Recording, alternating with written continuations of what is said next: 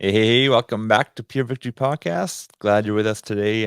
This is going to be an exciting episode for us. We've been trying to make this work for a long time, but there's Hmm. four of us on here today. Not a husband and wife, so there's different schedules to make work. And we got John and Lucas Fort with Be Broken Ministries. John is the director of training with Be Broken, which is a great ministry, been around a long time, really a forerunner in the area of breaking free of porn and sexual health and godly sexuality. And so I love Be Broken. I love what they do, and I love what John and Lucas, what you guys have put together Hmm. in talking about fathers and sons walking this out together. So we're gonna talk about that, and I love it because God is our father, we are Hmm. sons, and so that relationship on earth is obviously so important in bringing healing. So glad to have you guys with us today. Yeah, glad to be on. Good to be here. Hmm. So just to get us going, get the juices flowing a little bit, I'm so curious about you guys. Why did you start this? Why did you engage in this area? Why is this a passion for you? It was all his fault. No, I'm just kidding. It started by accident. So I'm a recovering sex and porn addict. I started recovery 27 years ago before he was born, fortunately. So he got to grow up with a dad well into recovery by the time he was born, which was really cool. And so my wife and I have a daughter too. We're trying to do things with our kids to make sure that they didn't get messed up the way we did. So that meant talking about emotions and feelings a lot, and then talking about sexuality and sexual temptation and pornography and all that kind of stuff before you even reach puberty. We started talking about that.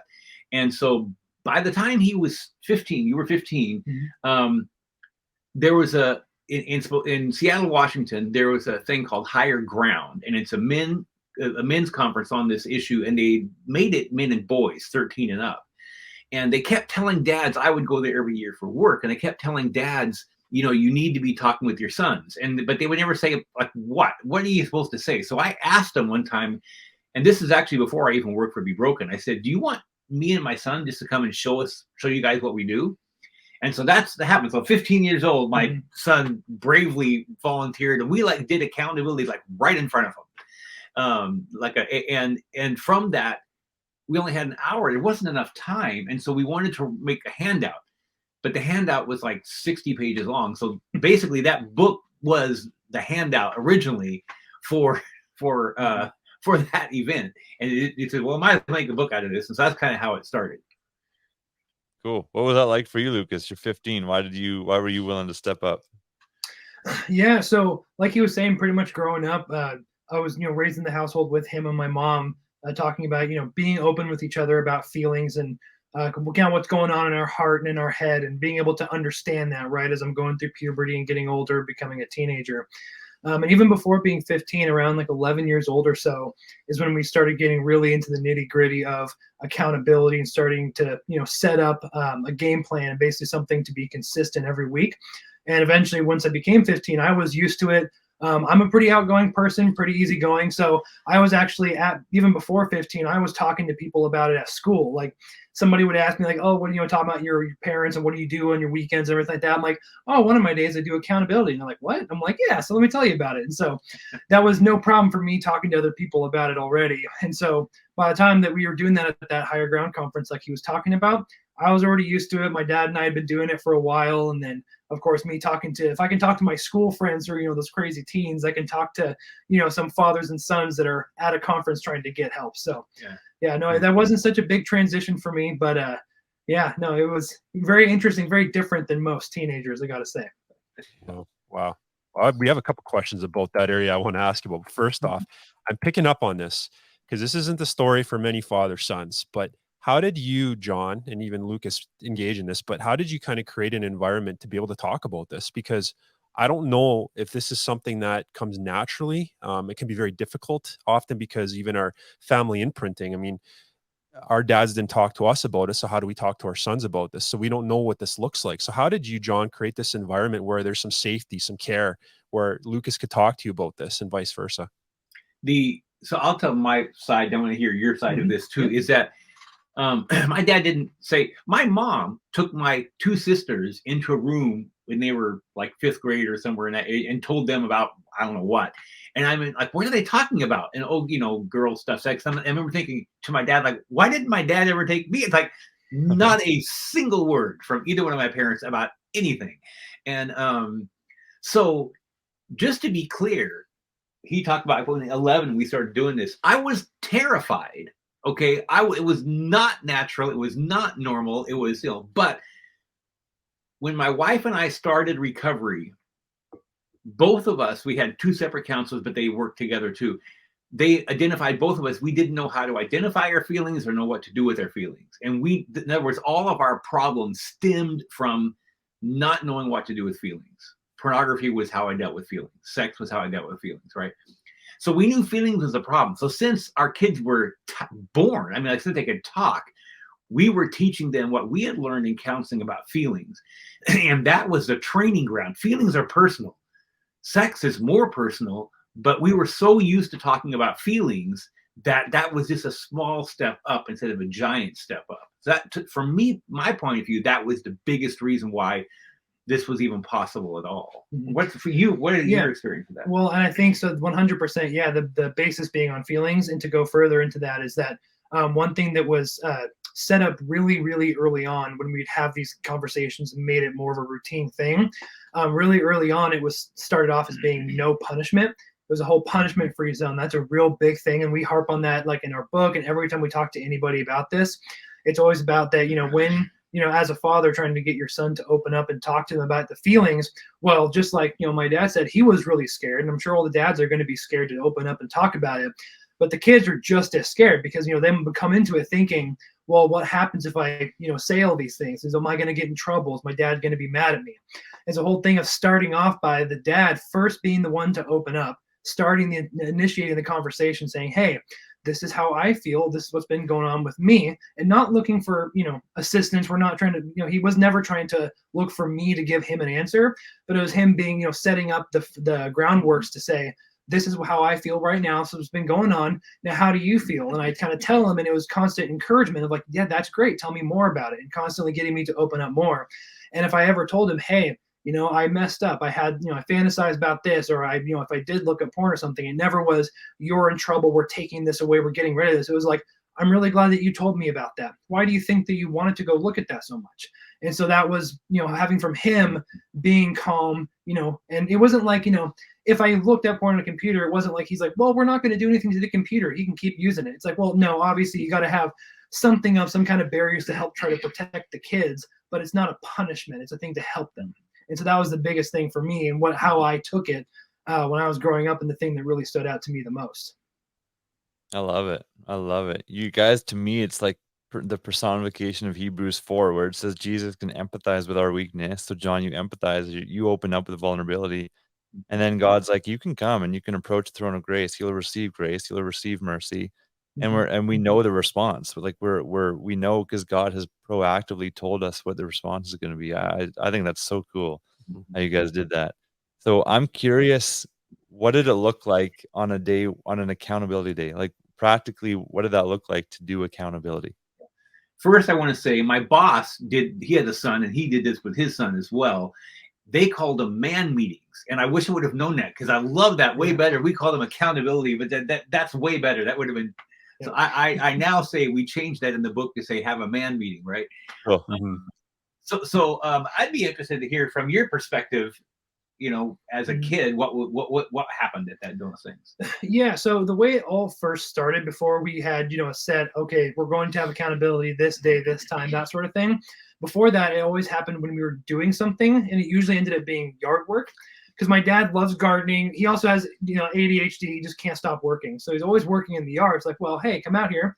And so the whole thing was, we weren't sitting there staring straight across at each other. We were next to each other, doing something, right? Kind of ease the tension, make it feel a bit more easy to open up, right? And so it was funny because that's how it first started. And then after a while, it was so funny because I made the connection. Dad was like, hey, come help me with yard work. I'm like, all right, we're going to talk about sex now. Here we go.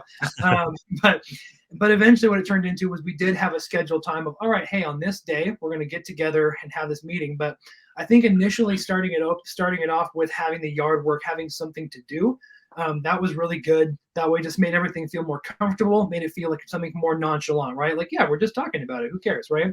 And I think that's definitely really important is different things work for different people, right? I'm sure there probably are some father and son duos out there where maybe for them, it works best for them to sit down at a table kind of next to each other and drink, a cup of tea or something, right? Like it just totally could look different for everyone. But I think trying to have the foundation of what's going to make you more comfortable. And that was something that really helped me, because I think if my dad had started off with like, all right, we're going to sit down, close the door, sit at a table, let's talk about it. How are you feeling this week? I'd be like, well, I don't know, feeling like I'm closed in, claustrophobic. So but yeah, that was my perspective, at least, how it all started off. But yeah, once we got into probably late junior high or early high school, somewhere in there, more formalized, the components we were looking for, okay, because this is the way it is. Kids start looking at porn for two reasons, typically. Curiosity, and because it gives them a buzz. It's probably the first time they got a dopamine hit that heavy, and I just want to feel that way again, right? Those are the two, and we even talked about that. But when it gets dangerous is when it becomes the go-to way to deal with feelings. That's when it gets dangerous. That's when it starts becoming a habit. And so we were looking for, what emotions do you get that's the emotion that leads to it. I knew what mine were. Mine were failure, feeling like I was a failure at the time. The problem with it is at the beginning that didn't exist. So we started talking about this. He's like, I don't know what you're talking about. Like in other words, the times he might mess up in some way had nothing to do with that yet, because it was too early, and especially the first year of puberty, it's just like everything's out the window. The first year of puberty, none of the stuff that we talk about works. It's just a crazy wild time you're trying to get through, right? But then after that, I remember when you were 14 years old and we figured it, and a thing happened that like put it all together. And that's when it clicked for you, when finally that was it. And that was your walking home story, which is in the book, and I have on video too. So that's great. And so we're saying is, what feeling is it? Okay. And then now that we know what the feeling problem is, here's something to dads. You don't know what your son's trigger feeling is, or core emotional trigger is, until he messes up. You will not know that before. And so messing up is, now finally we have something we can work with. It's a really different mindset. And then the final piece is, so what do we do when you feel that? Now what? Yours was being alone or being lonely. So when you're alone or lonely, what do you do instead of look at porn or fantasize or whatever? Yep. And we eventually got to that point again, from starting off in a more, like relaxed motion, doing something like the yard work. Like he said at the beginning, I didn't know the correlation between the feeling and then what was happening afterward. But that was why we had that initial, starting off by just talking about the feelings. How do you feel? How did this feel? And that sort of thing. Right. Well, that's so great. And I'm curious about this, because I think the challenge probably is, if you have this, for dads that maybe if you're listening to this, and it seems a little bit overwhelming, because you think, well, I need to have some sort of template, but then at the same time, maybe there's best practice, but at the same time, your son's unique. So then being able to hear that and grow with that, and not, instead of trying to impose on your son, maybe what really worked well for you, trying to hear what your son needs in those moments too. So how would you kind of coach dads in that? Because that can be a little overwhelming. I think I got to do it this way, A, B, C, D. But at the same time, sometimes, maybe we need to do some shared activity so that opens up, the son. And so how do you kind of navigate that? Yeah. So I think I might start off with that one, from, coming from when I was a kid, becoming a teenager and growing up with that. One thing I mentioned, how that I would even talk to my friends at school about this kind of stuff, right? And talking about everything. And one thing I learned from, even before talking about, pornography or anything like that, just being very open and vulnerable with my friends at school, it was very evident to me, even as a kid, that all the kids, when they interacted with their parents, especially with their dad, it was a feeling of like, oh, I respect my dad. And so there was like but it was just a respect, right? It was like, well, I don't want my dad to be upset. They might still have fun with their dad, but I could tell very early on that, like, the way my dad and I interacted, no matter who was watching us, there was always that thing of like, oh, they really love each other. But sometimes with a lot of friends, that isn't always evident. And it's not to say that that's like, oh, the dad's fault, they're not loving their kid. Like, I'm sure that every dad loves their kid to death, right? It's just sometimes hard. I can understand where, coming from the dad's perspective, trying to be that tough exterior, right? Of like, I'm standing firm, I'm really solid. I think honestly, a way to start off and to help get your kids to be open is to be open yourself first and show that level of vulnerability. And, for some dads, it might look like, getting emotional, crying. For others, it might not be. It might just be talking about how they feel and all that kind of stuff. And having that initial thing of setting up so that their kid can feel comfortable coming to them to talk about things in the future, right? Mm-hmm. And it might even be for a while that it's just the dad talking and the kid isn't quite ready yet to open up. But I think with having the dad started off and, being consistent every week about, hey, like, this is how I feel, so it's been going on. Do you want to share? Well, how about you? What about this? And trying to get them to start opening up as well. Mm-hmm. Yeah, the feelings, again, are that where it all starts. And matter of fact, if we get a parent who calls us and their 15-year-old's been looking at porn and they realize it's been for like 3 years, they're all panicked. And I say, I don't want you to talk about sex for 2 months. I just want you to talk about feelings. Because that's where you start. It doesn't matter if the house is on fire, you got to start there. I would say there's 3 things. Here's 3 possible options. The way we did it was very formal. We actually wrote out triggers and plans of what to do with those feelings and that kind of stuff and talked about how that week went. Did you get any of those feelings this week? What did you do? That kind of thing. You later told me you needed that, which is good. But that might be way too intense. Maybe instead they get a journal and they just write back and forth in their journal and they don't talk much, at least for a while. Or maybe it never gets to be a formal meeting and you do talk about triggers and you do talk about different ways to do them, but the dad's job is to make sure you go do something together every once in a while and talk about that. Mm-hmm. And so that's 3 different models. One is like what we did, a very regular meeting. One would be writing it out and back and forth. Another would be, you still talk, but it's not formalized in any way. You don't have anything written down. You're just trying to remember and talk, that makes. So those are 3 different ways a father and son might approach this, depending on hopefully mostly the personality of the son.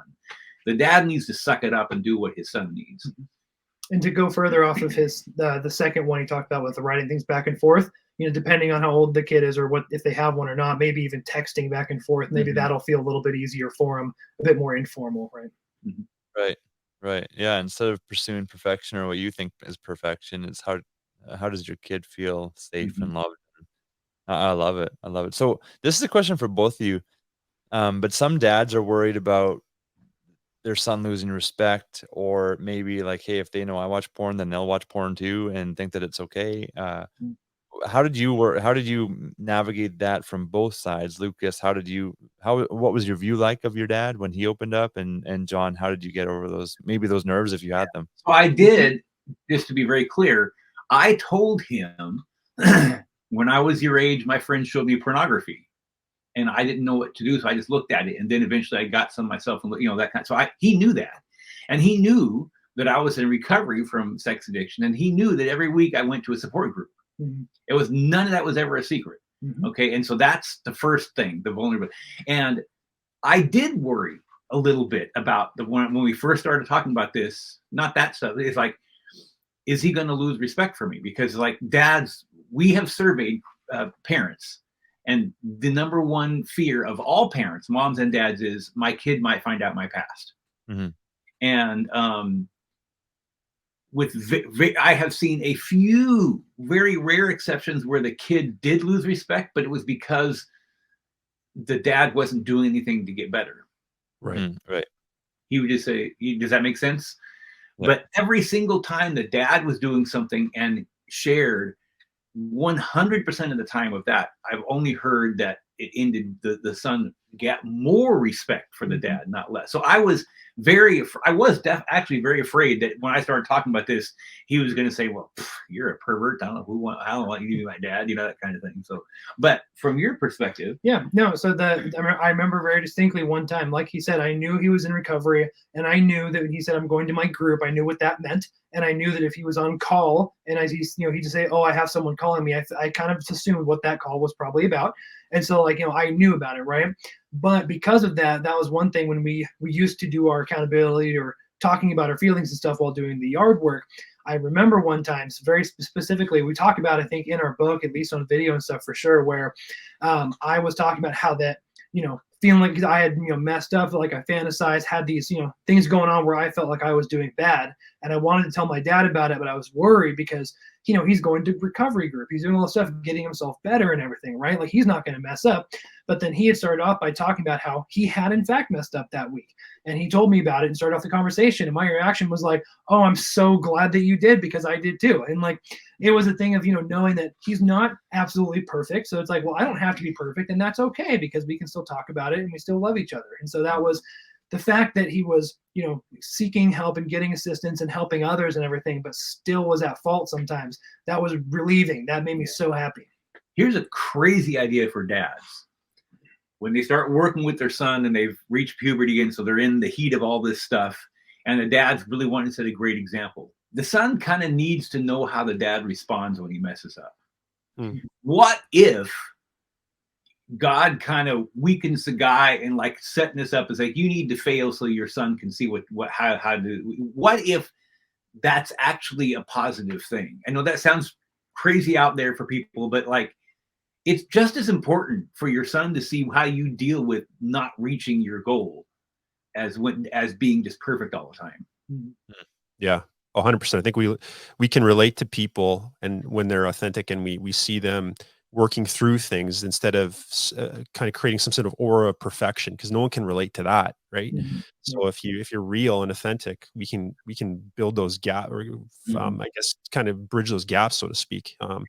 I'm really curious about this one thing for you, and that's often parents don't want to touch this subject with a 10-foot pole, so they'll outsource it. They'll pass it off to a youth pastor. And so I'd like to hear, John, kind of your response about, like, as parents, what our role in this is and why it's important for us, even as dads. And then the other thing too is, how does this increase our bond with our children when we're able to do this with them? So kind of those two parts there. Unfortunately, there are sometimes dads who are not emotionally healthy enough for this to work with, who, when their son confesses, they yell at them or something. You know what I'm saying? And in those cases, sometimes they do have to source it out, because the dad is just not healthy and emotionally healthy enough, because the guys don't, you don't have to be perfect. If you mess up, you can apologize and make amends, right? You can do that. So, but it is always infinitely better if the dad does it. Think about it from the kid's point of view. It's like, you need to talk about this, but I'm not going to talk about it with you. So go talk to the youth pastor. It's like, what would that do to a kid? You know what I'm saying? That's never good. And my experience, I was concerned, and this is another very common thing we hear from parents. I'm worried it'll ruin my relationship with my kid. That is not what happened. It made our relationship 10 times stronger. I mean, we were always super close, but when we started talking about this, it just I didn't know there was this other level of closeness with a kid, with your son. So I love it. I can see it. Like, I even before you guys were talking about how you love each other and stuff, like right away, it's like, oh, these guys have such a cool relationship. It's really awesome. I'm curious about mom's role in this. Mom's role and the wife's role. Like, what did that look like for both of you? Yeah, well, for me at least, my mom knew what we were talking about, and there was no secrets, and that was a big thing. Was that there wasn't like there was no secret from mom, and that was something that we also talk about when we've done presentations and teaching and all that stuff, is that we make sure everyone knows that, right? It's not like we're saying, having this get together and everything. And it's not to say that, the mom needs to know exactly what the kid did, right? Because that's not the important part, but it is definitely important that they know what's going on. That way it was like, I could feel comfortable talking about stuff in front of my dad and asking questions while my mom was there. And I didn't feel awkward about it, because my dad made it very clear from the beginning, like, your mom knows that we talk about this. And like, he made it clear, it's like, I'm not going and tattling on you. That's not the point. Like, there's no looking down on you or anything, but it just made me feel more comfortable. I knew my dad was my main source that I went to, but I felt comfortable still talking to my mom about it, or talking about it in front of my mom, because, she knew what was going on the whole time. I don't know if you remember, but the very first time you confessed anything, you did it to both of us. Yep. And about a year later, he said, I just want to talk about this with dad now. Just like, you know what I'm saying? And so, and my wife, to be honest with you, if she was here, just like, she's like, it's like, I trust you. It's like, I don't really want to know. It was sort of like, I'm not a boy. I don't have a penis. I don't know what this is all about. It's like I don't.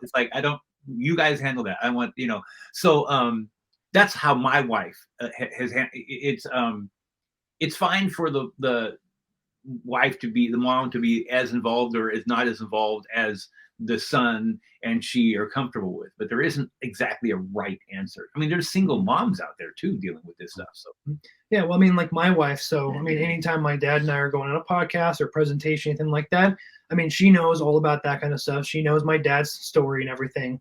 And with my wife, so she wanted to go to school to be a nurse, and so for her, she has no problem talking about everything and going like, oh yeah, she knows about some of the science that goes on in the brain during puberty, and she knows all this stuff, and she uses a lot more, I guess, intelligent terms than I do myself. He's a lot smarter than I am, but so when I talk to her about anything like this, like she is a lot more receptive of it herself, and she's more, she'll have more participation in it, I guess, right? So some of the differences, right, between my wife versus my mom. So Right.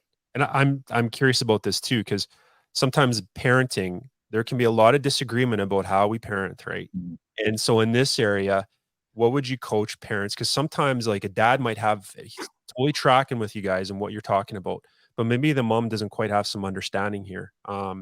So like, how do you navigate that? How do as parents we work towards getting on the same page in this area? I know that's a big question, but thought maybe if you had some thoughts. Well, my wife was like I said, in the beginning, she was involved in a lot of the conversations that we had until Lucas said, I don't want to do that anymore. So that's never been an issue at all in this house. But with my job, I work with a lot of couples. I do parent consults where the mom and dad call in. We do a Zoom and talk about stuff.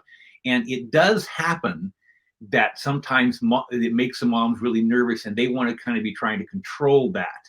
And that is extremely unhelpful.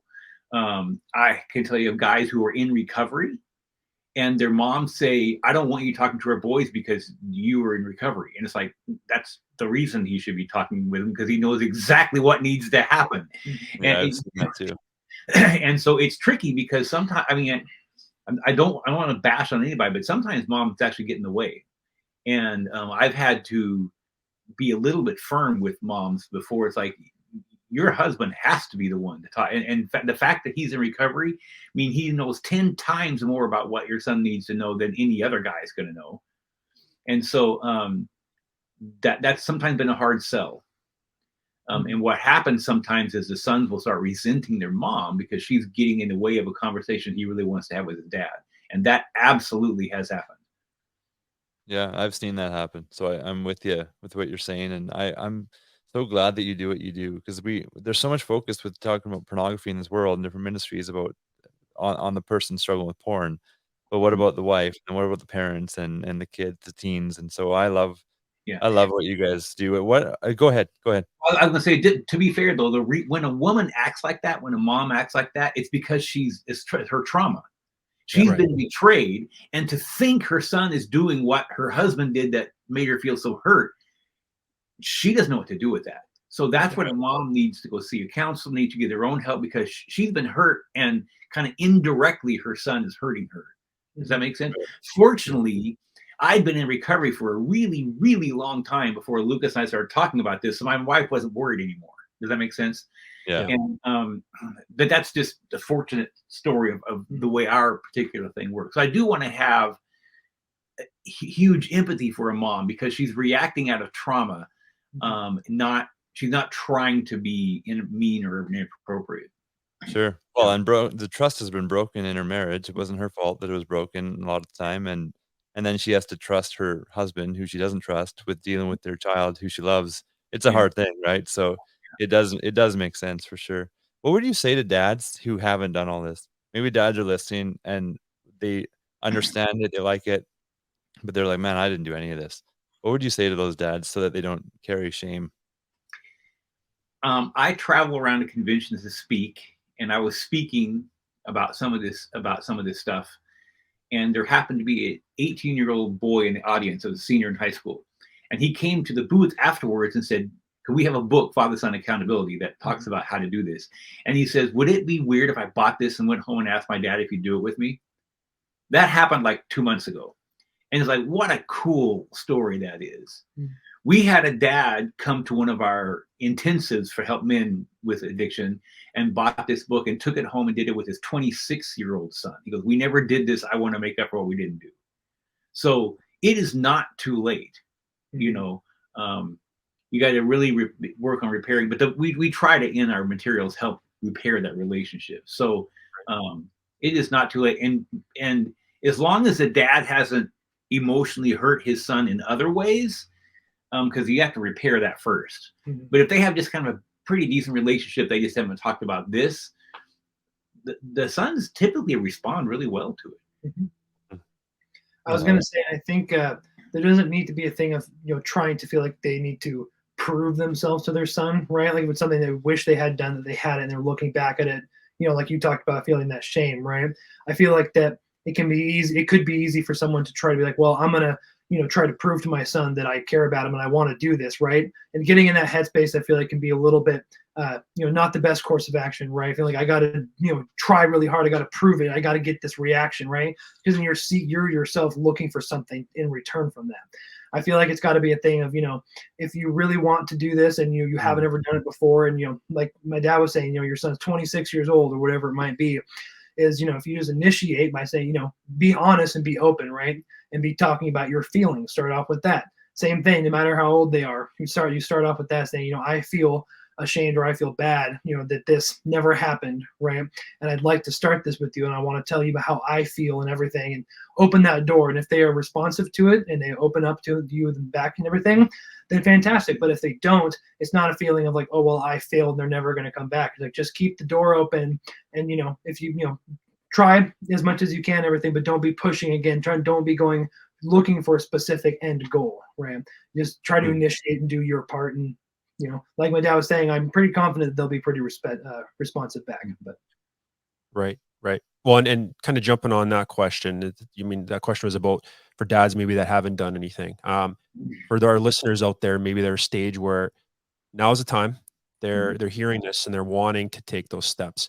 So what would you just kind of coach? I mean, it could be to the son, to the dad, you both can kind of weigh in on this, but what are some first steps now after they've heard what you've said? Like, yes, let's do this. I want to start. What would be some first steps? And feel free again to plug what you have. Yeah. I'm kind of leading you into that. The reason we wrote Father Son Accountability was exactly for that, because like we could sit here and tell you, and we can tell you some things, but like you're not going to remember it, right? So we wrote the book Father Son, and in 2022, just a year ago, we rewrote it and updated it because, you know, things get old.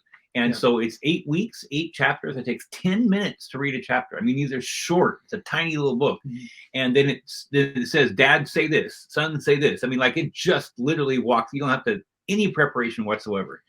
And the idea is, and we start with talking about feelings. We, you know, everything we're talking about, unfold that, because you need someone to hold your hand to do this. In addition to that, we Lucas and I started, and now I use another dad at his younger son, because Lucas is bigger than me now, so he doesn't.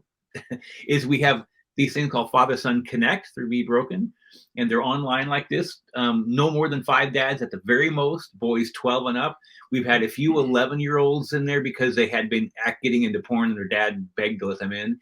And we spend 75 minutes, hour and 15 minutes going through showing them how to do this, like literally showing them, and we actually do it on screen. And those have had really, really good responses. So those two things you can do, a video thing like this, and if you do that, you get the book too. So Right. I love it. That's awesome. We'll put some links in our show notes, but where can people find access to the book and to the it's all course? BeBroken.org. Yeah, and so and there's a family in the drop down, Father Son Connect, and then resources, the bookstore. Yeah. And that's BeBroken.org? Yeah. Got it. All right. Cool. Well, thank you so much, you guys. I love what you guys do. I'm so happy that you had the family life that you had growing up, Lucas. It's awesome. And John, that you did that for him. I think that's pretty remarkable. So then now God can use your story, and obviously he is, and blessing so many people. So thank you so much for sharing today. Absolutely. Thanks for having us.